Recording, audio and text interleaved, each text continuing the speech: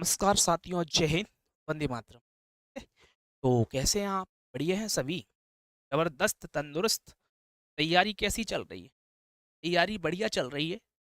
इस अर्थ हम तैयारी तो करते ही नहीं है, दिक्कत तो यही है ना। तो तैयारी भी कर लिया, ठीक है। तो साथी, आज हम पढ़ने वाले हैं मध्य प्रदेश का सामान्य परिचय।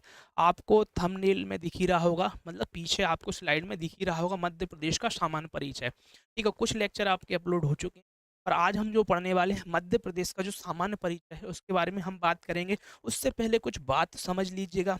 आप मध्य प्रदेश में किसी भी एग्जाम की प्रिपरेशन कर रहे हैं, क्या कर रहे हैं? किसी भी एग्जाम की प्रिपरेशन कर रहे हैं, ठीक है, तो उससे पहले कुछ बात याद रखना, ठीक है। तो जो मध्य प्रदेश की एमपी पीएससी वाला पोर्शन है, ठीक है, यह पीएससी वाला पोर्शन है, उसमें एमपी जीके का वेटेज बहुत ज्यादा है। एमपी जीके का बहुत वेटेज है, लगभग हम बोल सकते हैं 40 से 45 अंक लगभग बोला है। क्या प्रश्न आपको किस में देखने को मिलेंगे? एक मिनट, हो गया हो गया बोर्ड, एक मिनट, चलिए। तो हमको देखने को मिलेंगे लगभग 40 से 45 प्रश्न देखने को मिले। अब जो 40 से 45 प्रश्न देखने को मिल रहे हैं, आप मध्य प्रदेश में कोई सा एग्जाम देने जा रहे हैं, जैसे कि भैया आप पीएससी एग्जाम देने जा रहे हैं, पीएससी असिस्टेंट प्रोफेसर का भी एग्जाम कराता है, उसको देने जा रहे हैं। पीएससी ही आपका एग्रीकल्चर एडीए का एग्जाम कराता है, उसको देने जा रहे हैं। तो जो मेरे लेक्चर हैं आपको बहुत हेल्पफुल होने वाले हैं, बहुत। आप इनको रीड कीजिए, बार बार देखिए, डाउट क्लियर कीजिए, बहुत शानदार कंटेंट है, ठीक है। तो आपको बहुत हेल्प मिलेगी। चलिए, इससे पहले और बात सुनिएगा बड़े ध्यान से। हाँ, आवाज आ रही है मेरे भाई? कमेंट करते हो, ठीक है। देखिएगा, अब देखो, यूनिट याद रखना, इसमें एमपी के कुछ यूनिट आपको पढ़ना पड़ेगी, एमपी से संबंधित है। यूनिट नंबर आपको दो, यूनिट दो, चार, यूनिट छः, दो, चार, पाँच और छः और आठ और 10, इनको घोंट लेना है ना, ऐसे ही पढ़ लेना कि भाई इनसे परीक्षा में प्रश्न आए तो तुम्हारा कल्याण हो जाए, क्योंकि एएमपी से संबंधित होती है। अब जो मध्य प्रदेश से रिलेटेड पार्ट वो इनसे संबंधित होती है, ठीक है। तो इनको पढ़ना, इनसे ही सब, इनसे रिलेटेड ही मैं पढ़ाऊंगा, आप टेंशन नहीं लेना। मैं हूँ, तैयारी आपकी शानदार होगी, ठीक है। चलिए, अब देखो, आगे बढ़े भैया, देखेगा। अब यहाँ पर एक लिखा है मध्य प्रदेश का स्थापना दिवस। तो मध्य प्रदेश का स्थापना दिवस मेरे भाई याद रखना है। तो मध्य प्रदेश का स्थापना दिवस है आपका 1 नवंबर, 1 नवंबर 1956 को। कब हुआ? 1 नवंबर 1956 को मध्य प्रदेश की स्थापना हुई है। स्थापना या बोले फाउंडेशन डे, क्या बोले? Foundation day. तो साथ ही याद रखना, स्थापना हमने बोला, स्थापना बोला, क्या हमने बोला? 1 नवंबर को फाउंडेशन डे, फाउंडेशन, ये कहा। क्यों कहा? क्योंकि 1 नवंबर को मध्य प्रदेश की स्थापना हुई। चलिए, अब हम 2024 की बात करते हैं। तो 2024 में 69 नंबर का क्या मनाया हमने? स्थापना दिवस। किसी को दिक्कत है भैया? आया ना, स्थापना दिवस मनाया। तो 69 नंबर का स्थापना दिवस हमने कब मनाया है? 2024। अब 70 वह मनाएंगे 2025 में मनाएंगे, ठीक है। और 2023 में कौन सा मनाया था? 68वां स्थापना दिवस हमने मनाया, ठीक है। तो 23, 24, 25, 68, 69 और 70, ठीक, मतलब 2025 में 70वां स्थापना दिवस मध्य प्रदेश में मनाया जाएगा। क्या मनाया जाएगा? स्थापना दिवस मध्य प्रदेश का मनाया जाएगा। अभी कौन सा? 69 नंबर का स्थापना दिवस मनाया गया। अब हमें यहाँ पर एक बात और याद रखना, इस समय डिस्ट्रिक्ट भी होंगे मध्य प्रदेश में, जिले भी होंगे, या हम बोल सकते हैं डिस्ट्रिक्ट। तो कितने थे? 43। कितने जिले थे मेरे भाई? 43 जिले थे उस समय, ठीक है। किस समय भैया? 1 नवंबर 1956 के समय मध्य प्रदेश के कितने जिले थे भैया? याद रखना है, मध्य प्रदेश में आपको देखने को मिले कितने? आपके 43 जिले। अच्छे से लिख दिए, आपको समझ में जाए।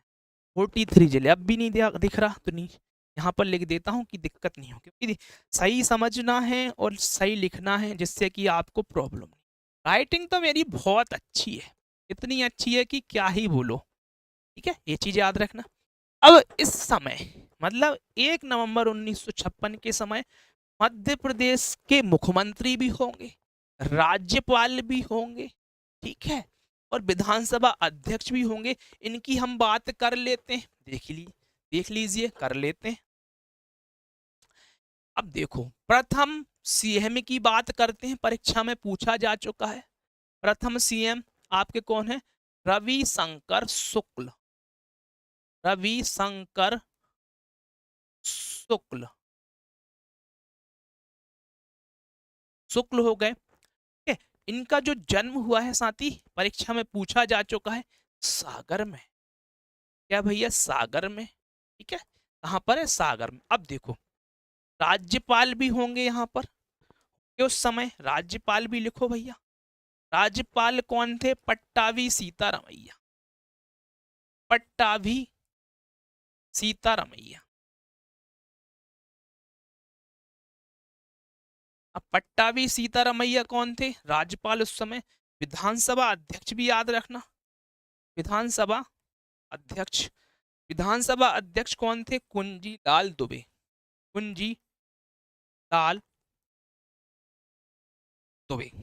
ठीक है, तो यहाँ पर लगा है विधान, यहाँ पर लगा है कुंजी।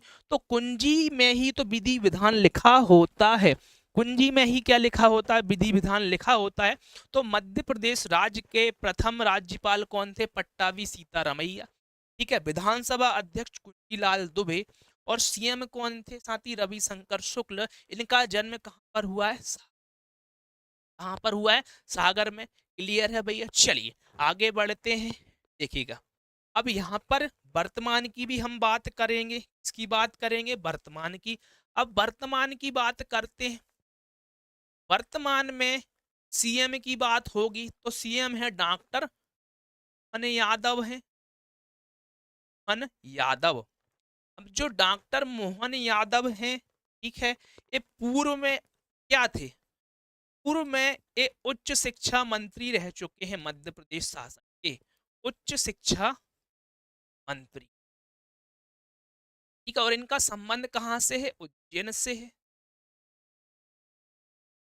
कहाँ से है? उज्जैन से इनका संबंध होता है। अब देखो, अब हम विधानसभा अध्यक्ष की बात करते हैं। तो विधानसभा अध्यक्ष कौन है? विधानसभा अध्यक्ष, विधानसभा अध्यक्ष याद रखना, नरेंद्र सिंह।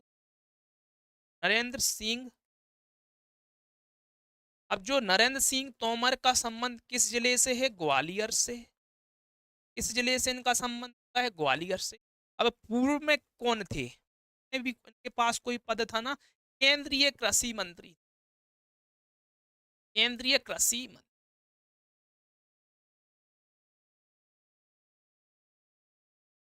केंद्रीय कृषि मंत्री थे। वर्तमान में केंद्रीय मतलब भारत के भैया, भारत के, नहीं तो मध्य प्रदेश के समझ बैठो तो गलती हो जाएगी। ठीक है, अब मुझे बताइए, वर्तमान में केंद्रीय कृषि मंत्री कौन है? वर्तमान में केंद्रीय कृषि मंत्री कौन है? कमेंट करिए, केंद्रीय कृषि मंत्री। तो साथी याद रखना है, शिवराज सिंह चौहान जी हैं। शिवराज सिंह चौहान। शिवराज सिंह चौहान। ठीक है, याद रखना, ये पूर्व में क्या थे? मध्य प्रदेश के सीएम रह चुके हैं। ठीक है, सबसे अधिक समय तक सीएम रहे हैं मध्य प्रदेश के, कौन? शिवराज सिंह चौहान। ठीक है, अभी वर्तमान में केंद्रीय कृषि मंत्री हैं। यहाँ पर वर्तमान शब्द याद रख लो, क्योंकि तुम बिल्कुल दिमाग नहीं चलाते हो अपना। ठीक है, इसलिए हर चीज आपको क्लियर करना पड़ती है। अब देखो भैया, अब वर्तमान में राज्यपाल की भी बात होगी, इसकी बात होगी राज्यपाल। तो वर्तमान में राज्यपाल कौन है? कमेंट करके बताइए। राज्यपाल हैं, बताइए। मंगू भाई छगन भाई पटेल। लिख लेना, मंगू भाई, मंगू भाई छगन भाई पटेल।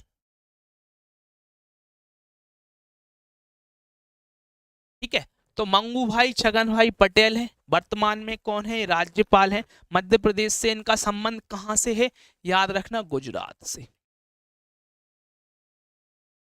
का संबंध कहां से होता है साथी, याद रखना गुजरात से इनका संबंध होता है, ये चीज आपको याद रखना है। क्या है, इनका संबंध कहां से होता है, गुजरात से होता है, ये चीज आपको याद रखना है। ठीक है, चलिए मंगू भाई पटेल जो कि मध्य प्रदेश के वर्तमान में राज्यपाल हैं। ठीक है, हाँ अब मुझे एक बात बताइए, ठीक है, तो एक बच्चा बोल रहा है कि सर, ठीक है, तो जिले कितने हो गए भैया, 43 जिले हुए। वर्तमान में कितने जिले हैं ये बताइए मध्य प्रदेश में वर्तमान। तो वर्तमान में याद रखना, वर्तमान में बताइए, वर्तमान में आपको 55 जिले मिलेंगे। जिले मध्य प्रदेश में 55।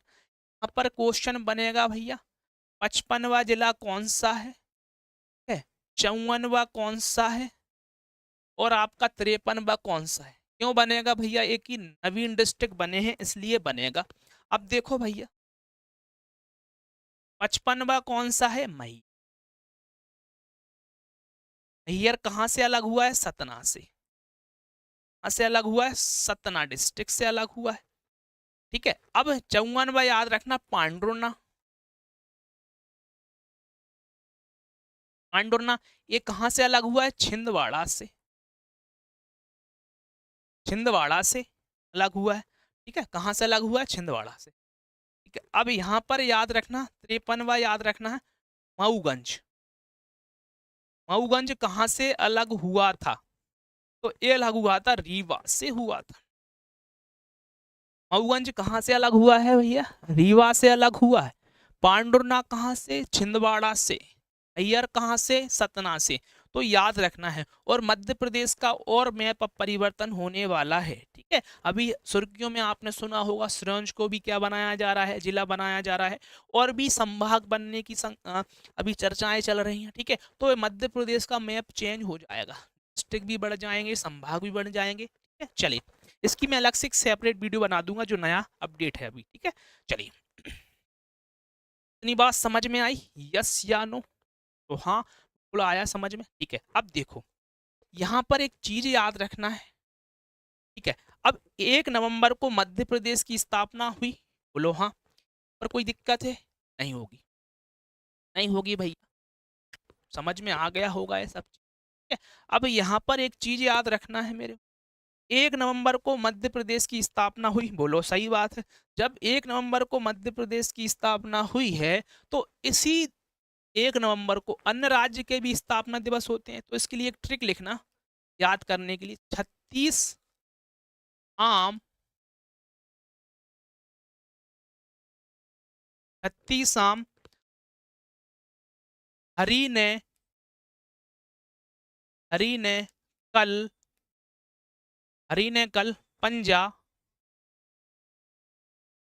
को तमिल में चढ़ाए। ठीक है भैया, चलिए यहाँ पे याद रखना 36 से याद रखना छत्तीसगढ़, पंजा से याद रखना पंजाब।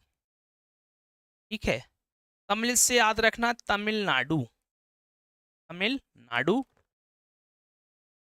आ से याद रखना एपी, एपी मतलब आंध्र प्रदेश। ठीक है, मां से याद रखना है मध्य प्रदेश, मध्य प्रदेश भी हम साथ में कवर करते हैं। हरी से याद रखना हरियाणा, कल से याद रखना है केरल। ठीक है, तो लगभग आपके हो गए होंगे 8, 1 2 3 4 5 6 7, एक और बचा है कौन सा, को से कर्नाटक। तो ये प्रश्न एसएससी में पूछा गया है, तो मध्य प्रदेश में भी पूछा जा सकता है। एसएससी में पूछा गया है कि मध्य प्रदेश में, मध्य प्रदेश का स्थापना दिवस 1 नवंबर को हुआ। ठीक है, ऐसा पूछा गया 1 नवंबर को कितने राज्यों का स्थापना दिवस मनाया जाता, तो उसने आंसर 8 दिया था, तो 8 के नाम मैंने आपके सामने। ठीक है, तो याद रखना है छत्तीसगढ़ पंजाब। ठीक है। कर्नाटक, तमिलनाडु, मध्य प्रदेश, हरियाणा, केरल, आंध्र प्रदेश। लिखे हैं ना 8? 1 2 3 4 5 6 7 8। ठीक है, 8 हो गए ना? हो गए मेरे भाई, बोलो ना। सो गए क्या? तो मत जाना, जो सो गया तो खो गया। चलिए, जो सो गया तो खो गया। अब देखो, आगे बढ़े। अब मध्य प्रदेश के हम प्राचीन नाम की बात करते हैं। किसकी बात करते हैं? प्राचीन नाम की बात करते हैं। देखिएगा, यहाँ पर लिखा है प्राचीन नाम। तो मध्य प्रदेश को हम बोलते हैं दक्षिणापथ। क्या बोलते हैं? दक्षिणापथ बोलते हैं। अब जब मध्य प्रदेश को हमने दक्षिणापथ बोला, क्यों बोला, इसके बारे में रीजन। मध्य प्रदेश को हमने क्या बोला है? दक्षिणापथ बोला है। ठीक है, दक्षिणापथ क्यों बोला भैया? अभी रुको भैया, नक्शा बना दूं फिर बताता हूँ क्यों। लगभग लगभग है ये। ठीक है, ठीक है, नहीं तो मेरे पास लड़ने आ जाओ। ये सर के बना दिया। देखो, यहाँ पर हमारा मध्य प्रदेश है। क्या है भैया? बीच में हमारा यहाँ पर मध्य प्रदेश है। अब ये मध्य प्रदेश है, तो हाँ, इसको हमने बोला दक्षिणापथ। दक्षिणापथ याद कर लेना, क्या बोला है? दक्षिणापथ। दक्षिणापथ क्यों कहा? ये दक्षिण दिशा है, बोलो हाँ। अब जो दक्षिण दिशा है, यहां से कोई व्यक्ति नीचे की ओर जाएगा मध्य प्रदेश से होता हुआ। पथ मतलब क्या होता है? रास्ता। क्या होता है? रास्ता। तो दक्षिण दिशा में रास्ता दिया है ना मध्य प्रदेश ने, तो दक्षिणापथ बोल दिया। क्या बोल दिया? दक्षिणापथ। क्लियर है भैया? अब देखो, इसको हमने रेवोत्तर भी कहा है। क्या कहा? रेवोत्तर। यहाँ से लगभग लगभग आपने सुना होगा, ठीक है, मध्य प्रदेश में एक नदी है। कौन सी? नर्मदा नदी। क्या है? नर्मदा नदी, जिसको हमने क्या बोला? रेवा कहा। क्या कहा? रेवा। नर्मदा नदी को क्या बोला? रेवा। अब ऊपर की ओर कौन सी दिशा है? उत्तर। कौन सी दिशा है? उत्तर। तो रेवा के उत्तर में ही तो है मध्य प्रदेश। देख लो, रेवोत्तर पल्ले पड़ी। तो रेवोत्तर हमने किसको कहा है? मध्य प्रदेश को। रेवोत्तर याद रखना, दक्षिणापथ याद रखना। दक्षिणापथ क्यों कहा, ये भी कहानी मैंने आपको समझा दी। दक्षिणापथ, दक्षिणापथ याद रखना। फिर याद रखना है दक्षिणापथ। दक्षिणापथ यहाँ पर याद रखना गोंडवाना लैंड। एक चीज और, गोंडवाना लैंड क्यों कहा? क्योंकि एक गोंडवाना लैंड का हिस्सा हुआ करता था। किसका हिस्सा हुआ करता था?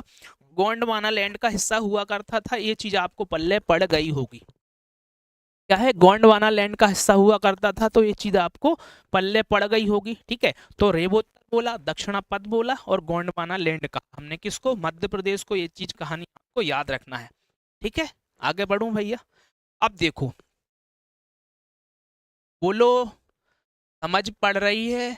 तो नहीं गए, जो सो जाएगा तो गड़बड़ हो जाए, तो परीक्षा में भी वो सोता रहेगा। ठीक है, तो भैया सोना नहीं है, हमें पढ़ाई करना है। और पढ़ाई करना है और सिलेक्शन लेना है और अपने माँ बाप का सपनों का साकार करना है। ठीक है? करना है भैया साकार। बोले सर हम साकार ही करने बैठे हैं, तो साकार ही करना है। देखो, अब मध्य प्रदेश के उपनाम की बात होती है। यदि आपसे पूछे वन प्रदेश, तो वन प्रदेश किसको कहा भैया? मध्य प्रदेश को। ठीक है, यदि आपसे पूछे बाघ प्रदेश, बाघ प्रदेश किसको कहा है? मध्य प्रदेश को। यदि आपसे पूछे घड़ियाल प्रदेश, तो घड़ियाल प्रदेश किसको कहा है? घड़ियाल प्रदेश भी हमने मध्य प्रदेश को कहा है, बोलो हाँ। घड़ियाल प्रदेश हो गया, बाघ प्रदेश हो गया, वन प्रदेश हो गया, जनजाति प्रदेश हो गया। ठीक है, जनजाति प्रदेश हो गया, हृदय प्रदेश हो गया, हृदय प्रदेश हो गया। साथ ही हम इसको बोलते हैं कोहिनूर प्रदेश। क्या बोलते हैं? कोहिनूर प्रदेश बोलते हैं, कोहिनूर प्रदेश बोलते हैं। अब देखो भैया, कोहिनूर प्रदेश बोला हमने, वन प्रदेश बोला, बाघ प्रदेश बोला, घड़ियाल प्रदेश बोला, जनजाति प्रदेश बोला, हृदय प्रदेश बोला। किसको? मध्य प्रदेश को। क्लियर है भैया? ये उपनाम हम कह सकते हैं। वन प्रदेश क्यों बोला? क्योंकि मध्य प्रदेश में सर्वाधिक वन है। क्या है भैया? सर्वाधिक वन है। जब सर्वाधिक वन है तो हमने इसको क्या बोल दिया है? वन प्रदेश बोल दिया है। सर्वाधिक क्या है? बाघ है। सर्वाधिक क्या है भैया? बाघ है। ठीक है, ये चीज भी आपको याद रखना है। ठीक है, और जो बाघ या तेंदुआ मध्य प्रदेश में कितने हैं, 785 हैं, जो कि क्या है, सर्वाधिक हैं। ये परीक्षा में बिल्कुल पूछा जा सकता है। अब देखो भैया, सर्वाधिक बाघ और सर्वाधिक मध्य प्रदेश के किस राष्ट्रीय उद्यान में है, जल्दी बताइए। सर्वाधिक बाघ, ये भी बहुत इंपॉर्टेंट बात हो जाती है। तो सर्वाधिक बाघ मध्य प्रदेश के हैं आपके बांधवगढ़ में। कहां पर हैं, अब जो नई, ठीक है, रिपोर्ट के अनुसार याद रखना, बांधवगढ़ ने गढ़ में कितने हैं, 135, और कान्हा किसली में कितने हैं, कान्हा किसली में 105। क्या है, ये बाघ हैं। क्या है भैया, बाघ हैं। क्लियर है। तो बांधवगढ़ राष्ट्रीय उद्यान में कितने हैं, जल्दी मुझे बताइए। 135 हैं। कान्हा किसली राष्ट्रीय उद्यान में कितने हैं, 105 बाघ हैं। और मध्य प्रदेश में सर्वाधिक हैं, जो कि कितने हैं, 785। ये चीज आपको क्लियर याद रखना है। ठीक है, तो गिद्ध प्रदेश भी बोलते हैं मेरे भाई, ये भी चीज लिख लेना भैया। हमने इसको क्या बोला, गिद्ध प्रदेश बोला है, गिद्ध प्रदेश। ठीक है, तो गिद्ध प्रदेश हो गया, कोहिनूर प्रदेश हो गया, वन प्रदेश हो गया, बाघ प्रदेश हो गया, घड़ियाल प्रदेश हो गया, जनजाति प्रदेश हो गया, हृदय प्रदेश हो गया। अब देखो भैया, भेड़िया की संख्या रखना है याद। ठीक है, और घड़ियाल की संख्या याद रखना, और लेपर्ड की भी संख्या आपको याद रखना है। ठीक है, रख पाएंगे, बोलो। लेपर्ड मतलब होता है तेंदुआ। ठीक है, लेपर्ड मतलब क्या होता है, तेंदुआ होता है। ठीक है भैया, घड़ियाल है, घड़ियाल हम बोल सकते हैं मगर जैसी एक प्रजाति होती है। मगर नहीं बोल रहा हूं, मगर जैसी प्रजाति होती है घड़ियाल की। क्या होती है, मगर जैसी प्रजाति होती है घड़ियाल की। ये चीज आपको याद रखना है। ठीक है, चलिए। वर्तमान में कितने संभाग है बच्चा, बताओ कितने हैं, 10 है ना। ये भी लिख देता हूं मैं, ये भी चीज काम की है। ठीक है, यहाँ पर लिख देता हूं। कितने संभाग हैं, 10। 10 संभाग हैं, यहाँ पर लिखना भी याद रखना। वर्तमान की हम बात कर रहे हैं, संभाग मतलब की डी। चलिए, किसी को दिक्कत है भैया, ये चीज याद रखना। ठीक है, तो ये सब याद रखना पड़ेगा आपको बढ़िया तरीके से। ठीक है, गिद्ध प्रदेश भी बोला हमने, गिद्ध प्रदेश ऊपर लिख दिया। चलिए। हाँ भैया, ठीक है, समझ में आ गया है, बोले सर आ रहा है समझ में, आना तो पड़ेगा, और नहीं आएगा ना तो गड़बड़ हो जाएगी। आएगा तो गड़बड़ होना तय है। क्या होना तय है, गड़बड़, आना पड़ेगा ना। चलिए, हाँ, ऐसे ही देखते रहो। इस सेशन को शेयर भी कर दिया करो, लाइक भी कर दिया करो। आप शेयर भी नहीं करते, लाइक भी नहीं करते, तो अच्छी बात थोड़ी है तुम लोग, बहुत गलत बात है। अच्छे लड़के नहीं हो, बहुत गंदे लड़के हो, शेयर नहीं करते भाई। शेयर नहीं कर रहे तो पढ़ ही लो सही, पढ़ भी नहीं रहे। ठीक है, तो पढ़ो और शेयर भी करो, और अच्छे स्वस्थ रहो, और इस बार सपने साकार करो। ठीक है, यहाँ पर एक चीज और याद रखना, यदि आपसे पूछे, बड़े ध्यान से सुनिएगा, गलती होने के चांस नहीं होना चाहिए। टाइगर सर्वाधिक किस राज्य में है, मध्य प्रदेश में, वह कितने हैं, 785। यदि आपसे पूछे भारत में किस राष्ट्रीय उद्यान में सर्वाधिक बाघ हैं, राष्ट्रीय उद्यान की बात कर रहा हूं, यहां पर मध्य प्रदेश में किस राष्ट्रीय उद्यान में, बांधवगढ़ में। जबकि भारत में किस राष्ट्रीय उद्यान में, जल्दी बताइए, भारत में किस राष्ट्रीय उद्यान में है, तो याद रखना जिम कार्बेट। जिम कार्बेट राष्ट्रीय उद्यान में, जिम कार्बेट, कार्बेट राष्ट्रीय उद्यान में, राष्ट्रीय उद्यान में क्या है, राष्ट्रीय उद्यान में सर्वाधिक, सर्वाधिक जिम कॉर्बेट राष्ट्रीय उद्यान में सर्वाधिक क्या है साथी, याद रखना, जिम कॉर्बेट राष्ट्रीय उद्यान में सर्वाधिक बाघ हैं। हम राष्ट्रीय उद्यान की बात कर रहे हैं, राज्य की बात नहीं कर रहे। किस राज्य में है, मध्य प्रदेश में, परंतु कान्हा किस मध्य प्रदेश राज्य में भी किस में ज्यादा है, कहां पर, बांधवगढ़ में। जबकि भारत में किस राष्ट्रीय उद्यान में ज्यादा है, तो याद रखना है जिम कॉर्बेट राष्ट्रीय उद्यान। यहाँ पर कितने हैं, 260।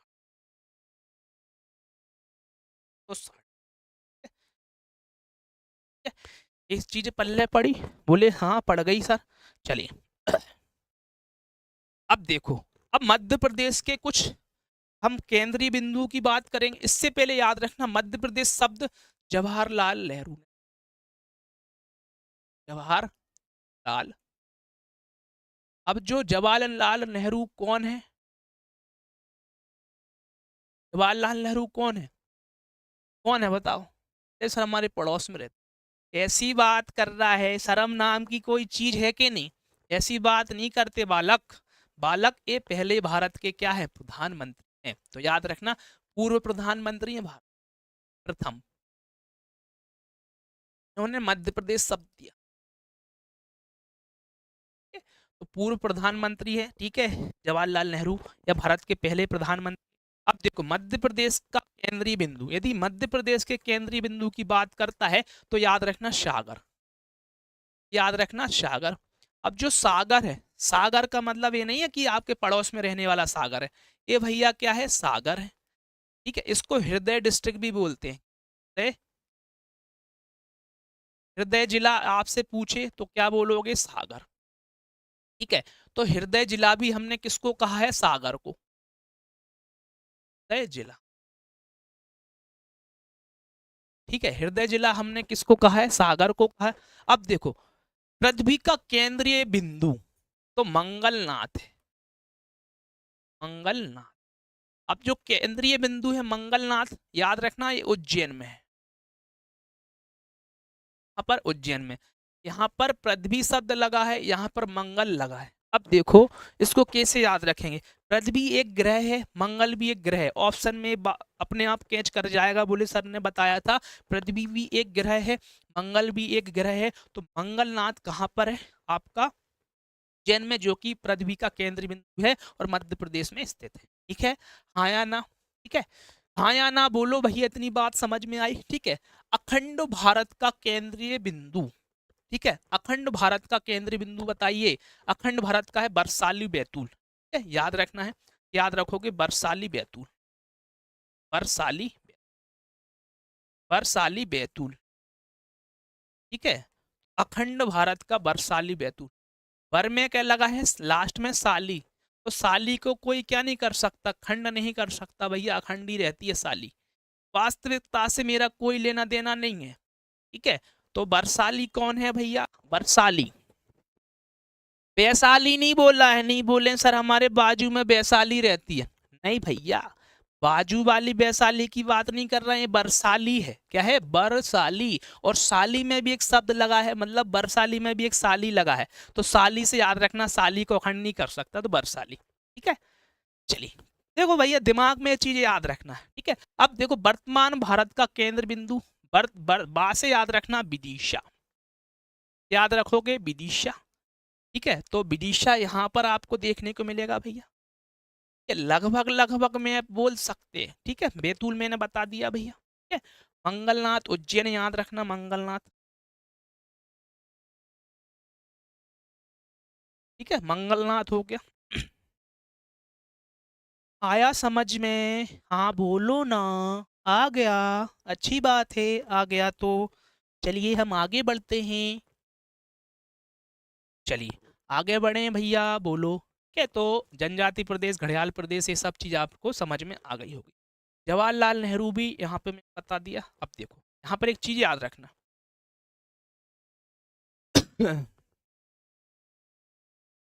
ठीक है, ये बात नहीं आई समझ में? अब देखो एक और लिखा हुआ है, वर्तमान भारत का केंद्रीय बिंदु हो गया आपका विदिशा।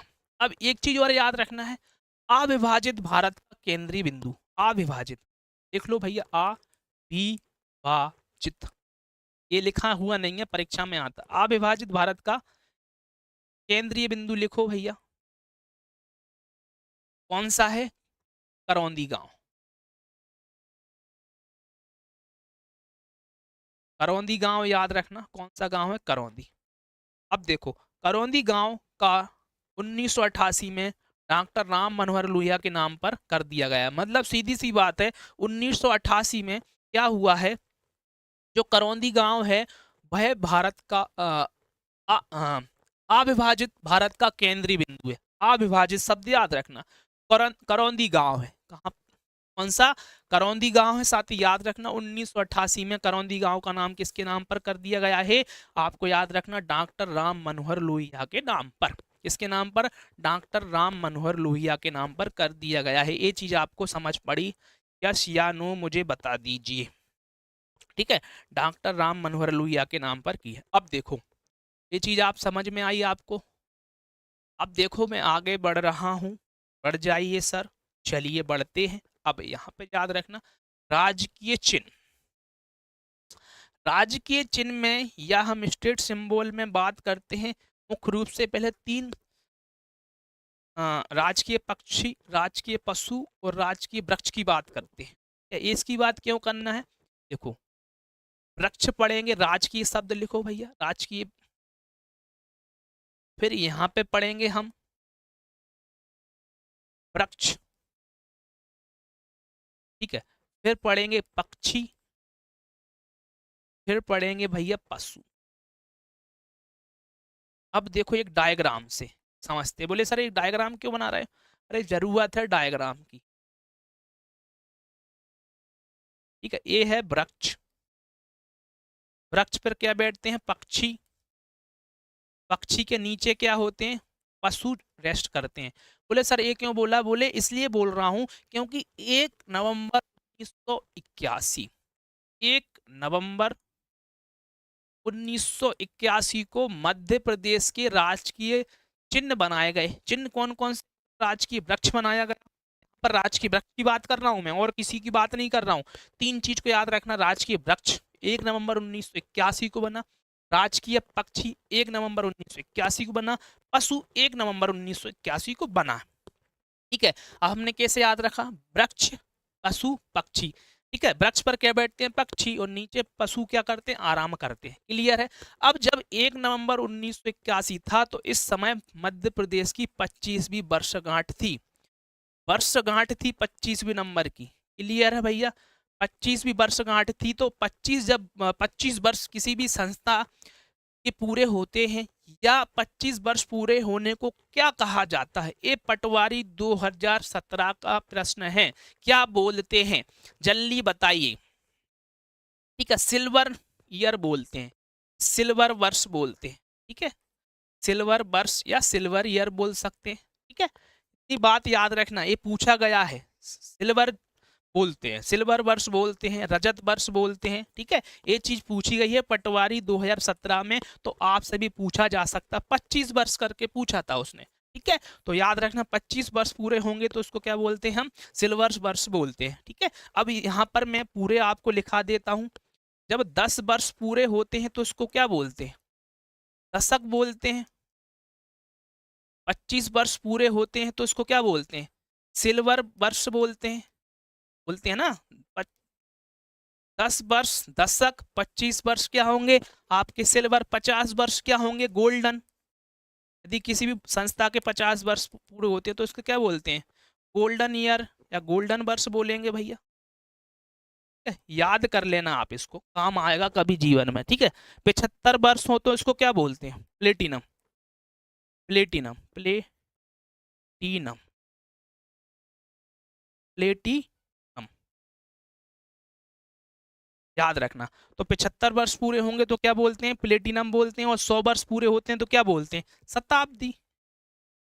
100 वर्ष पूरे होंगे तो क्या बोलते हैं, शताब्दी, ठीक है। 10 वर्ष मतलब शतक, 25 वर्ष मतलब सिल्वर, 50 वर्ष मतलब गोल्डन, 75 वर्ष मतलब प्लेटिनम, 100 वर्ष मतलब शताब्दी। ये चीज आपको समझ में आई, क्लियर बताइए, यस या नो, हाँ या ना बोल दीजिए भैया, इतनी समझ में आई, समझना पड़ेगा, बहुत इंपॉर्टेंट चीज होती है, ठीक है। 10 वर्ष मतलब दशक, 25 वर्ष मतलब सिल्वर, 50 वर्ष मतलब गोल्डन, 75 वर्ष मतलब प्लेटिनम और 100 वर्ष मतलब शताब्दी, ठीक है। ये पटवारी 2017 में पूछा गया है, 25 वर्ष हो जाते हैं पूरे किसी भी संस्थान के तो इसको हम क्या कहते हैं, क्या बोलते हैं, रजत वर्ष कहते हैं, क्लियर है भैया।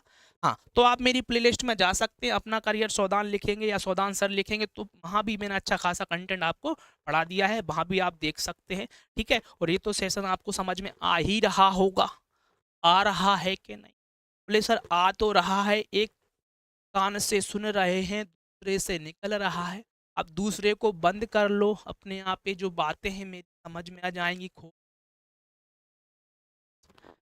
ठीक है। हाँ भैया यही चलेगा, आगे भी चलाएंगे अपन कंटिन्यू, कोई दिक्कत नहीं है, ये बात आपको पल्ले पड़ गई होगी। आगे बढ़ूं। अब देखो एक एक की हम बात कर लेते हैं। देखिए राजकीय वृक्ष है जिसको हमने क्या बोला, बरगद। राजकीय वृक्ष कौन सा है, बरगद।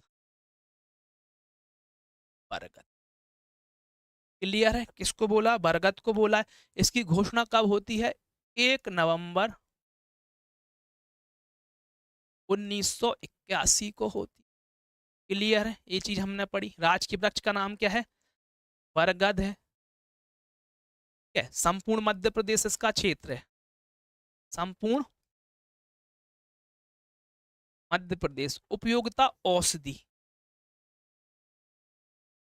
ठीक है, अब यहां पर आपको जड़ दिख रही होगी, यहाँ पर आपको शाखाएं दिख रही होंगी।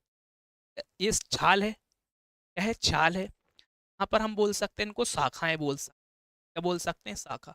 अब मुझे बताइए शाखाओं पर किस भगवान का निवास होता है, छाल पर किस भगवान का निवास होता है, और जड़ पर किस भगवान का निवास होता है, बरगद के। बताइए, कमेंट करो भैया, किस भगवान का निवास होता है। ठीक है, जड़ में तो ब्रह्मा जी का निवास होता है।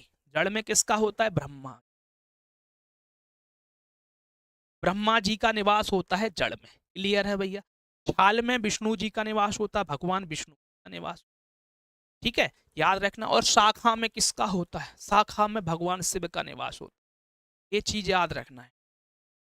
क्लियर है, तो भगवान शिव का निवास शाखा में, छाल का, आप छाल में विष्णु भगवान का निवास है, जड़ में ब्रह्मा जी का निवास है। ठीक है, तो इसको याद रखना भैया, ये परीक्षा में आ सकता है। इसका अन्य नाम बोल सकते हैं बट वृक्ष, इसको हम बोलते हैं बट वृक्ष या बड़ वृक्ष, अन्य नाम हम कह सकते। क्लियर है, औषधि महत्व का वृक्ष होता है। कौन सा होता है, औषधि महत्व का वृक्ष होता है। अब मध्य प्रदेश की बात करें तो इसके जो 2 पार्क प्रस्तावित हैं, यदि आपसे पूछे पहला पार्क, पार्क लिखूं भैया, पहला पार्क प्रस्तावित है इंदौर में, इसका, बरगद का। और दूसरा कहां पर, भोपाल। ये प्रस्तावित है भैया। यदि स्थापित करके भी पूछ ले प्रश्न तो घबराना मत, पहला आंसर इंदौर ही रेफरेंस देना। ठीक है, तो पहला कौन सा होगा आपका, इंदौर, और दूसरा कौन सा होगा, भोपाल। पार्क मतलब बरगद पार्क की हम बात कर रहे हैं, बरगद पार्क की बात कर रहे हैं। ये चीज आपको समझ में आई। अब देखो, अब इसके वैज्ञानिक नाम की बात भी हमें समझना है। इसका वैज्ञानिक नाम होता फाइकस वेगालेंसिस। ठीक है, लिख दूं भैया वैज्ञानिक नाम, तो फाइकस यहां पर लिख रहा हूं, फाइकस वेगालेंसिस, फाइकस वेगालेंसिस, फाइकस वेगालेंसिस इसका क्या होता है, वैज्ञानिक नाम होता है, किसका, बरगद का। क्लियर है, बड़ वृक्ष या बट वृक्ष कहा, जड़ में ब्रह्मा भगवान है, छाल में विष्णु भगवान, शाखा में भगवान शिव हैं। इंदौर भोपाल में पार्क प्रस्तावित है, पहला रेफरेंस इंदौर रखना है। क्लियर, 1 नवंबर 1981 को इसकी स्थापना या घोषणा की गई है, मतलब घोषणा की गई थी या बनाया गया। राजकीय वृक्ष बरगद है, संपूर्ण मध्य प्रदेश में देखा जाता है, औषधि महत्व का वृक्ष होता है। इतनी बात आपको पल्ले पड़ी, अरे बोलो रे, पल्ले पड़ी हो तो मैं आगे बढ़ूं, आगे बढ़ जाता हूं, चलिए। अब देखो राजकीय पशु की बात करते हैं, तो राजकीय पशु कौन सा है, बारहसिंगा। बारहसिंगा हमने क्यों बोला, बारहसिंगा इसलिए बोलते हैं, इसकी जो सींग की विशेष रचना के कारण, सींग की विशेष रचना के कारण इसको हमने बारहसिंगा कहा। क्या कहा है, बारहसिंगा कहा, ये चीज आपको याद रखना है। अब देखो बारहसिंगा क्या हो गया, मध्य प्रदेश का राजकीय पशु। घोषणा कब हुई, 1 नवंबर 1981 को। ठीक है, क्षेत्र, ठीक है, यहाँ पर एक स्पेशल आपको एक क्षेत्र याद रखना, उस क्षेत्र का, या हम बोल सकते हैं एक राष्ट्रीय उद्यान का नाम याद रखना है जो कि परीक्षा में आता है। उस राष्ट्रीय उद्यान का नाम है कान्हा राष्ट्रीय उद्यान। यहाँ पर बारहसिंगा आपको देखने को मिले जाते हैं, याद रखना। कान्हा राष्ट्रीय उद्यान या कान्हा किसली, कान्हा किसली, याद रखना। यहाँ पर इसका संरक्षण किया जा रहा है, इसलिए कान्हा का गहना भी हम बोलते हैं, कान्हा का गहना। अब जो कान्हा का गहना है, हमने किसको कहा है कान्हा का गहना, हमने कान्हा का गहना कहा है बारहसिंगा। इसको कहा है क्लियर है भैया? किसको बोला है? बारहसिंगा को बोला है। किसी को दिक्कत है? ठीक है। और जो कान्हा किसली राष्ट्रीय उद्यान में कितने बाघ हैं? अभी मैंने बताया, बाघ की बोल रहा हूँ। बाघ कितने अभी मैंने पढ़ाया ना। और यहीं पर आपको क्या देखने को मिल रहे हैं? ठीक है, मतलब जो टाइगर रिजर्व क्षेत्र भी है ना कान्हा किसली, तो बाघ भी देखने को मिलेंगे। यहाँ पर अभी मैं बात किसकी बात कर रहा हूँ? बारहसिंगा। तो बारहसिंगा आपको कहाँ देखने को मिलेगा? कान्हा राष्ट्रीय उद्यान में मिलेगा या कान्हा किसली में मिलेगा? क्लियर है? जिसे हमने क्या बोला? कान्हा का गहना कहा। क्या कहा है? कान्हा का गहना। क्लियर है भैया? अब जो ब्रेडरी प्रजाति होती है, बारहसिंगा कौन सी है? ब्रेडरी प्रजाति। ब्रेडरी प्रजाति का होता है। कौन सी प्रजाति का होता है? ब्रेडरी। बा से बारहसिंगा, बा से ब्रेडरी प्रजाति, आपको याद रखना। कान्हा किसली राष्ट्रीय उद्यान कहाँ होता है? आपका मंडला बालाघाट में। 1955 में इसकी स्थापना हुई थी। ठीक है, जब राष्ट्रीय उद्यान पढ़ेंगे तब हम आपको बताएंगे वहां पर। ठीक है, ये चीज आपको समझ में आ गई होगी। ठीक है, ये बात आपको याद रखना है। अब देखो, शुभंकर 2017 में जारी हुआ। अब डिजाइन किसने किया भैया? डिजाइन किया है रोहन चक्रवर्ती। रोहन चक्रवर्ती। अब जो शुभंकर का नाम क्या था? भूर सिंह दा वारासिंगा। भूर सिंह दा वारासिंगा। ठीक है, भूर सिंह दा वारासिंगा। ठीक है, तो याद रखना है क्या था? भूर सिंह दा वारासिंगा, ये शुभंकर का नाम था। एकमात्र राष्ट्रीय उद्यान है जिसका मस्कट या क्या जारी किया गया है? आपका शुभंकर जारी किया है। ये चीज आपको समझ में आना चाहिए और परीक्षा में पूछा जा चुका है। यदि इसकी हम कुल की बात करें, सर्वडी फैमिली होती है या कुल होता है? क्या होती है? सर्वडी। सर्वडी या परिवार का होता है। सर्वडी कुल या सर्वडी फैमिली का होता है कौन? आपका राजकीय पशु बारहसिंगा। ठीक है, ब्रेडरी प्रजाति हो गई। अब इसका वैज्ञानिक नाम की बात होती ना, रूस वर्ष डुआउ शैली। लिख लेना, ये मैं ही लिखूंगा, तुम तो लिख नहीं पाओगे। रूस वर्ष, उस वर्ष डुआउ शैली। ठीक है, डुआउ शैली याद रखना। रूस वर्ष डुआउ शैली किसका वैज्ञानिक नाम है? आप आज की पशु वारासिंगा का हो जाता है। ये चीज आपको समझ में आई? यस या नो? ठीक है, तो ये चीज आपको याद रखना है। कमेंट में करो भैया, इतनी चीजें पल्ले पड़ी कि नहीं पड़ी। और मध्य और भारत में एक आपने सुना होगा, काजीरंगा का नाम सुना है? काजीरंगा राष्ट्रीय उद्यान, वहां भी ये देखने को मिल जाता है वाराणसी। ठीक है, चलिए, ये मंडला में है कान्हा किसली राष्ट्रीय उद्यान। ठीक है, मंडला बालाघाट, मुख्य रूप से मंडला याद रखना। अब देखो, राजकीय और पशु खत्म कर लेते हैं। ठीक है, अब देखो इसकी भी घोषणा कब हुई थी? 1 नवंबर 1981। क्लियर है? 1 नवंबर 1981 को स्थापना हुई थी। क्षेत्र याद रखना, पश्चिमी क्षेत्र बोल सकते हैं।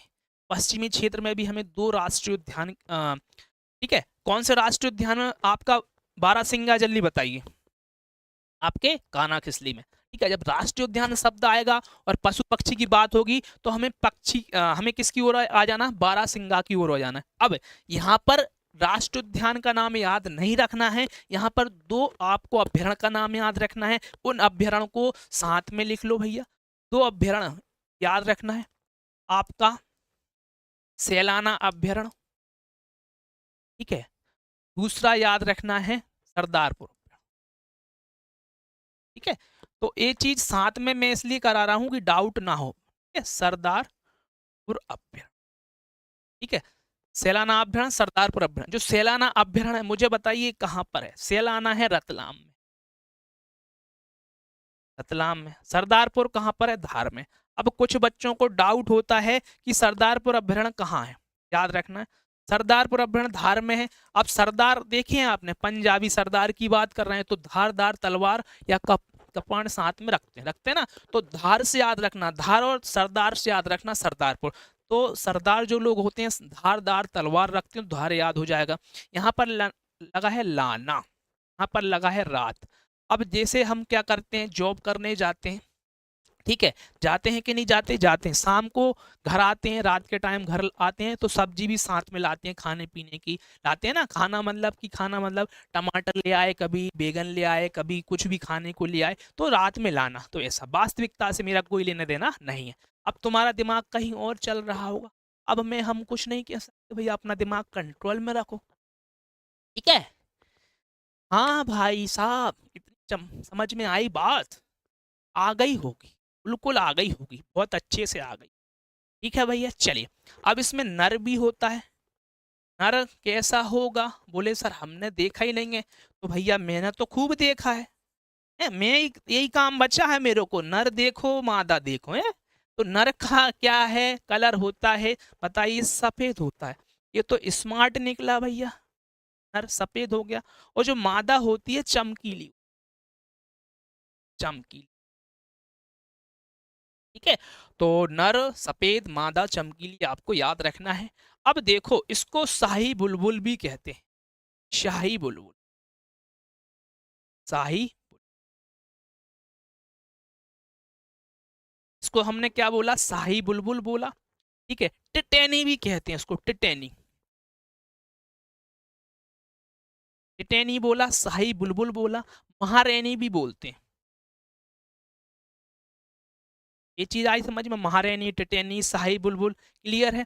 फ्लाई कैचर भी बोलते हैं इसको, इंडियन फ्लाई कैचर भी आपसे पूछे तो क्या बोलते हैं? इसको बोलते हैं Indian fly catcher, Indian fly catcher कहते हैं, ठीक है? ये चीज आपको याद रखना है। इसका वैज्ञानिक नाम बताइए जल्दी, बता दीजिए मुझे वैज्ञानिक नाम क्या? टर्फ सिफोनी पैराडाइजी, लिख लेना भैया, टर्फ सिफोनी पैराडाइजी बोलते हैं, टर्फ शिफोनी, ठीक है। टर्फ सिफोनी पैराडाइजी इसको हम कहते हैं, ठीक है, लिख लेना है, ठीक है। ठीक है, तो टर्फ सिफोनी पैराडाइजी हमने किसको कहा है? हमने कहा है आपके राजकीय पक्षी को कहा है। राजकीय पक्षी का नाम क्या है? ठीक है, दूधराज है। यहाँ पर हम लिख नहीं पाए तो दूधराज याद रखना, याद रखना। राजकीय पक्षी का नाम क्या है? दूधराज, सिंपल प्रश्न आता है तो दूधराज है, ठीक है। तो महारानी बोला है, ठीक है, साहेब बुलबुल बोला है। तो हम जब दूध पक्षी को पिलाएंगे तो उसको बोलेंगे, बुलाएंगे ना, बुलाएंगे ना, बुलाएंगे आ आ, तो बुलाने से याद रखना बुलबुल। तो पक्षी को दूध पिलाते हैं, लाते हैं ना, बोले रख देंगे भाई, वैसे तो पीता नहीं है, ठीक है। पक्षी मिट्ठू, जैसे आपने देखा होगा मिट्ठू तोता, ठीक है, तो उसको घर में पालते हैं, उसको पिला देते हैं दूध, ठीक है। चलिए, दिमाग मत लगा, बोले हाँ पिलाते हैं नहीं पिलाते, अपने मन से जो करना है करो, बट याद रख लेना बुलाते हैं बुलबुल, ठीक है, बुलाओ बुलाओ बुलबुल हो जाएगा। और पी के उड़ जाता है फ्लाई केचर, फ्लाई मतलब उड़ना, तो उड़ जाता है तो फ्लाई केचर रखना। तो ऐसी चीज आपको सब याद रखना है, मैंने बहुत अच्छे तरीके से आपको समझा दिया है। अब हम मिलेंगे कल, ठीक है। इस सेशन आपको समझ में आया हो तो कमेंट हमें कर दीजिए। अब मिलते हैं कल, ठीक है, बढ़िया तैयारी कीजिए, मिलते हैं कल। जय हिंद, वंदे मातरम, भारत माता की जय।